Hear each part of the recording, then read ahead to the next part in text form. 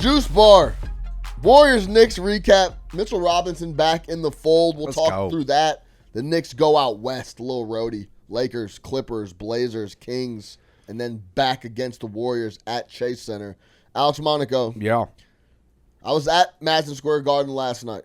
Back-to-back for the Doves. 2 hours before tip. In all the time we've been working here, and all the Knicks games that we've gone to, I've never seen this many people pregame for anyone else but Steph Curry. It was jam-packed to the gills. Every seat almost in the first 2 rows for pregame filled. There's all the kids and like the people that have the pregame access sitting up in the sections. Yeah. There's cameras all over the place. There's media all over the place. Did he do anything epic? No, he just went through his regular routine. No underhand? I didn't see any underhand, but he knocked down a couple half quarters with ease. Sure.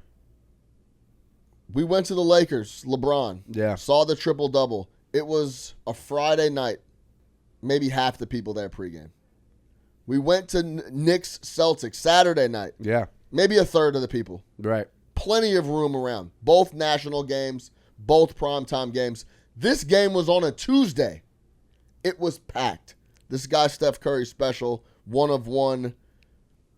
If you haven't seen Steph play, go see it ASAP. I mentioned that last time out. Yeah. Go pay the money to go see these guys. But for a team in the Knicks that are the worst first quarter team in the NBA, especially when it comes to ATS numbers, they've just been bad starting games. Yeah. They won this first quarter.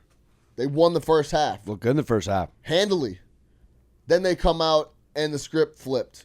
They lost the third quarter, end up losing the game. I mean, what does Kerr do at half of that Warriors third quarter? How long have we been talking, excuse me, about the Warriors third quarter? Yeah. They got those Belichick halftime adjustments. Vintage third quarter from Steph Curry, Steve Kerr, and the Golden State Warriors. Jimmy Butler wasn't involved until the third quarter, really. He kind of hung out and was just doing his thing. But, man, they look very, very meshed and like a conducive fit with Jimmy Butler now in the squad. I believe they are 9-1 straight up with Jimmy Butler on the floor since he got over there. They lost Saturday against the Sixers without him. They come back. Hornets, easy dub. Then on back-to-back, they go to the Garden and get a dub in the second half. And typically, on a back-to-back, you run out of gas in the second half. It was the other way around. It was the other way around. Golden State picked it up and tucked the Knicks away. In short, Knicks win that game if Cat's playing? Yes. Yeah. It's a real big adjustment. And, again, one of those days, from a betting perspective, Curry was probable all day. Cat was probable most of the afternoon. And then you get a late scratch. And there's obviously a Mitch Rob implementation as we're subbing out Cat. That's a lot of moving pieces going against a team. Even though they're new with Jimmy, that still has a very good identity. Without question. I mean, essentially a team that's been the same 5 or 6, 7 guys playing all year long. Yeah. Then you remove Cat and add a new guy, quote unquote, in Mitch, who's working his way back. He only played 13 minutes. It's tough to do. And it's tougher when it's late. He pops up on the injury report with personal reasons for Cat late. Sure. So it's not as if, hey, we're game planning. We know we're not going to have Cat here going in. Well, let me ask you this, because you made this observation last show about how Brunson, he can take over a game at any moment, but when it's no Cat, it's really on JB. 25 is more than enough for most stars to put up for their team, but without his running mate, are we looking at like Brunson almost has to go in the sicko mode every single non-Cat game? Well, yeah, I mean, you have to backfill 25 points essentially.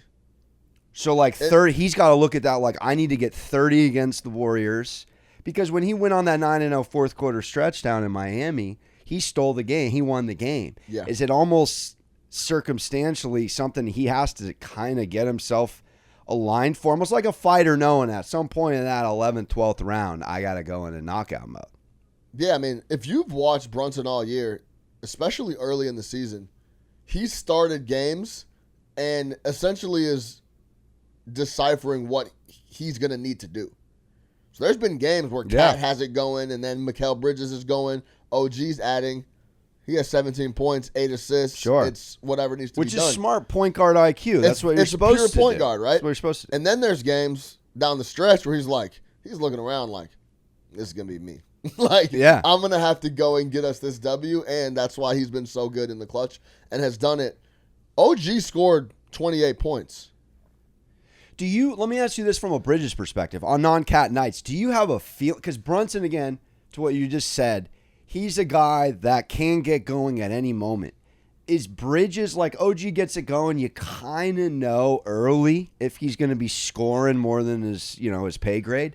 Do we have a feel on Bridges night to night? He gives you 15 that he doesn't hit from 3, then he doesn't score at all, then he shows up defensively and makes game-changing plays. But as far as just night to night, I mean, is there anything just to talk out with Bridges that you want to see? Yeah, the consistency has been spotty, if we're being completely honest with Bridges. And I think he knows that. Fan base has, been vocal about that. When he's really good, he's like, man, this is the guy that was going to be the final piece to the Knicks competing for a title. And then there's nights where I'm like, yo, where's Bridges at? So the consistency is tough. But we don't really say that about anybody else in the starting 5. We're not like, where was Hart tonight? Maybe occasionally we do that with OG offensively, but he's not in there to be a household 20 points a game night guy. That's not who OG is. Bridges, though, it's like, let's say and Cat dealing with personal reasons as we talk out the West Coast road trip. If Cat's a no-go on most of these games, are we not looking at Bridges almost like this is your moment to solidify you're the 2 on those games? We need you going for 20, just like we need you going Brunson for 30. Yeah, I mean, offensively, it goes JB, Cat, Mikal Bridges. Facts. So if Cat's not there, if there's not supplemental stuff coming from OG and Bridges, it's an issue. Bridges doesn't have his best game last night. OG shows up, but it needs to be more supplemental. And what's the hot button word in the NBA or the NFL? When we're playing complimentary football. Sure, love that. We're just playing complimentary football right now. Complimentary this, compliment. That's kind of what the thing is for the Knicks. If they can get complimentary hoops from Mikal, OG, especially when one of the guys are out, they're going to be really good. We've seen it all year. When you get complimentary hoops from Bridges and OG, and then you get what you know you're going to get every night from Cat and Brunson, that's when the Knicks have been destroying people. And then Josh Hart is doing all the little things. What have you seen so far from Mitch Rob being back? Yeah, it's been good. Look, I mean, he's got to work his way back. Yeah. There was You like him starting for a few minutes and then coming out?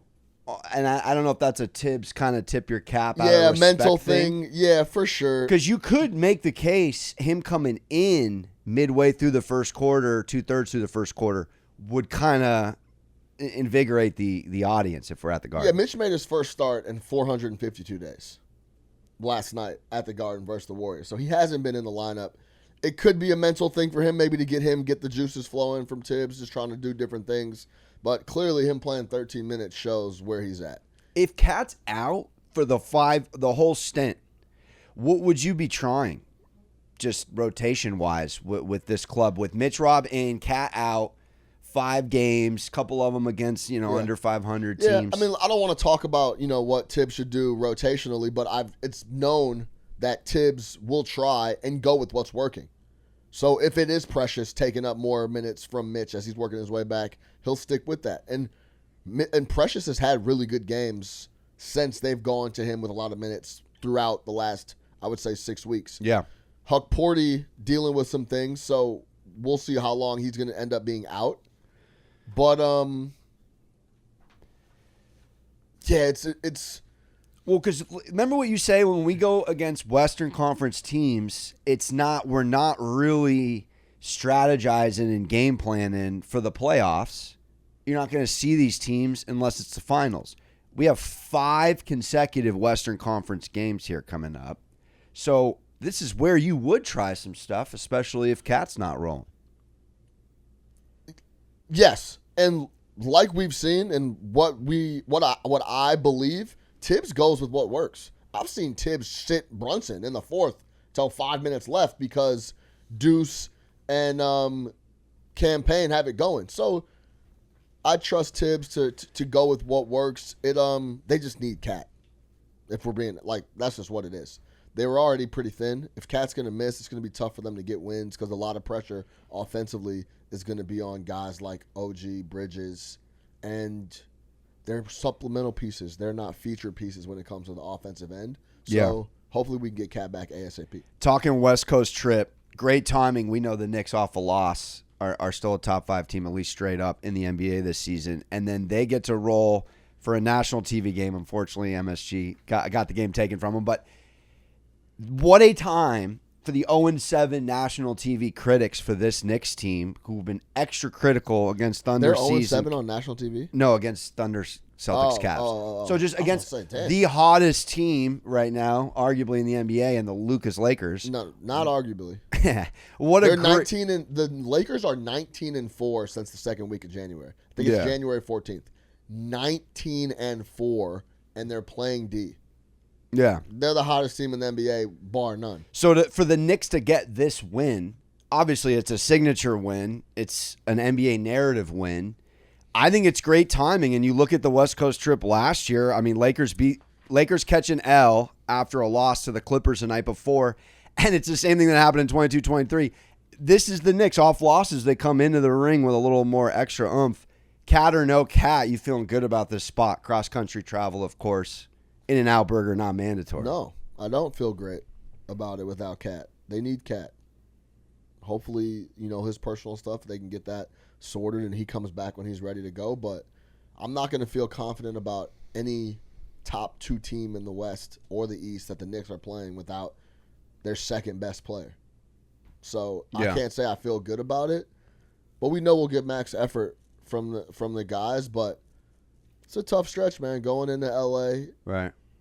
Dealing with a lot of that stuff. And then the Clippers are no slouch either. First time at the wall for the Knicks. Yeah, and then you got to cap it with going to Chase Center to play the Warriors, who you just saw, who gave you a lot of trouble. It's going to be a tough trip. Yeah, Blazers playing with nothing to lose. Blazers have also won like 75% of their games last 23 or 24. They've been really coming good out of too. Nowhere. I know. So 3-2, Cat or no Cat, you want to see 3-2? No Cat, 4-1 with Cat. Yeah, 3-2 would be a great trip in my opinion if they can get that done. 4-1 would be phenomenal. Watch out for the Blazers. Young, they're physical, long on defense. Chauncey has them playing really well, and physical, long, without Cat gives Brunson trouble because he gets blitzed. Yeah, there's no way out. They're really physical with him. And if he's not getting potentially a whistle that favors him, it's really difficult for him to carry that. I've seen it live. I've seen it against Orlando. And I think we forget, just because he's so talented and his footwork is so good and he gets more times than not the shot that he wants, he makes so many difficult shots. I know. And we take it for granted, but some nights you're just not going to have it going when they're sending 2 people at you and it's a 6'7" guy all the time, Shaden Sharp and all these type of guys that you got to deal with, and Scoot Henderson, who's physical. Yeah. So two things real quick before we go out on the Knicks Lakers. I think that he'll have success, but every single night without Cat, he's going to deal with that every possession. So if it's Cat, it's tough. We've seen Redick with these fascinating defensive game plans. They threw a triple team at Jokic. What are they throwing at Brunson if there's no Cat from a Redick perspective? Yeah, I mean, something similar. Triple team? I don't know if it's got to be a triple team, but he's going to see a lot, especially when it's like Brunson, Hart, Mitchell Robinson on the floor. Like, he'll let Josh Hart shoot all day. Yeah. Potentially, depending on where the Rock is at. But yeah, that'll be a tough ask out of Jalen Brunson. He's broken it down and does what he has to do before. But yeah, it'll be fascinating to see what JJ throws at Brunson, because if Brunson doesn't score 30 without Cat on the floor, we've seen it all year. They have a tough time winning games. And we have the first time Brunson will be going against Luka, both graduating from the Dallas Mavericks. I don't know if Cuban's old going to be. homies. Is Cuban going to be there to give a nice LA hug? What's going to go on in La La Land? Little Doncic Brunson dap up. Yeah, Brunson seems to be loved by all the people that he's played with. Most definitely. There was a little commotion about Brunson or Jay Kidd and Luka when they played. Like Luka dapped up everybody, assistant coaches. Didn't really talk to Jay Kidd. Oh. Obviously, like whatever. Maybe he thinks or knows whatever happened behind the scenes with the Nico Harrison thing and the trade or whatever. But I've never, ever heard a player be like, Luka is a bad teammate or I got a problem with Luka. Here's what I wanted from you. Luka seems to be loved by everybody. So we know we're getting one of those convo. We're getting a hand over the. We're getting one of these. So what are Brunson and Doncic saying? Like, is it Nico related? What do you guys think? What are they if they get a quick dap up? You know post game. What are they going to say to each other? It's going to be. My guess would be kind of F that organization because if we're being honest, they moved on from Brunson too. 100%. They didn't have faith in Brunson too. So it's probably like, you know what? We're in better positions now because they are. Both of them. Brunson gave them an opportunity to sign for $50 million. Gosh. His life is enormously better than it would be playing for the Knicks. He's making more money in a better market and a better fan base on a better team. Luka now gets moved. He's in a better spot. Kyrie goes down with an ACL, terrible. AD is out. I have to feel bad for AD as well because he thinks he's going to get there and go with a running buddy. Kyrie's going to miss the next 12 months. I know. 8 months if we're optimistic. We won't see Kyrie till middle of next year. Is my guess. They're going to see each other in the surgery room. That's the only time they're going to see each other. It's not good. Not even trying to make a joke. It's awful. They're going to see each other in PT. That's it. My guess is they'll talk about how sorry of a franchise the Mavs are, and I'm glad we're out of there. Yeah. And good luck to you the rest of the way. I like it. You guys got anything before we get out of here? Any? No, I think it's a similar thing as Sean said. I think it's just like, hey, man, glad you're out here. Glad you're doing well type of stuff. Yeah. Shout out Mitch Rob, man, per 36. Let's go. 11.7 points, 12 rebounds, 3 blocks, a steal, getting his money worth 4 fouls. And the Knicks per 36. He just got to get back in shape and get more mins. And to put a button on it, the Knicks to California. Who's the first Knick to get a double-double at In-N-Out Burger? Josh Hart. That's what I'm talking about. Easy. With a side of Mike and I. Oh, wait. I take that back. Isn't Josh Hart a vegan? Oh, the Beyond Burger. We could get a Beyond Burger. I think somebody confirmed that. Just put the patty in the In-N-Out ingredients. I'm pretty sure Josh Hart is a vegan. So I should that okay, was a so bad take. That's a great. That was like when we went to Brooklyn and you said Kat would be like from Long Island or something. Yeah, but you can get it like protein style from In-N-Out, you know. True. Yeah, but that doesn't. That's a burger. That still stays carnivore. So what's the other answer? So not Josh Hart. If it's not Josh, if he is vegan, it's got to be Mitch. It looks like a couple years ago he switched to primarily plant-based diet, so that like implies vegan. Yeah. But then maybe he gives himself. I think it allows for the Mike and Ike's because I don't think those are vegan. Yeah, like, gelatin. Yeah. Yeah. I'll say this: plant-based. The first thing falling off is burgers. So Josh is not eating too many burgers. So I'll say I'm gonna go Tibbs. I think Tibbs. I think Tibbs. Yeah. Tibbs hits In-N-Out grilled onions #1. Animal style. Right? Animal style. Yeah, animal style for sure. I don't know if he's a Neapolitan shake guy, but still the worst fries in the business. Oh my god! By a wide margin. Let's get out of here. Animal style fries with a sauce needs to be defended. Knicks out west, looking for dubs. Shake Shack mid. Appreciate you guys watching the Juice Bar weekly.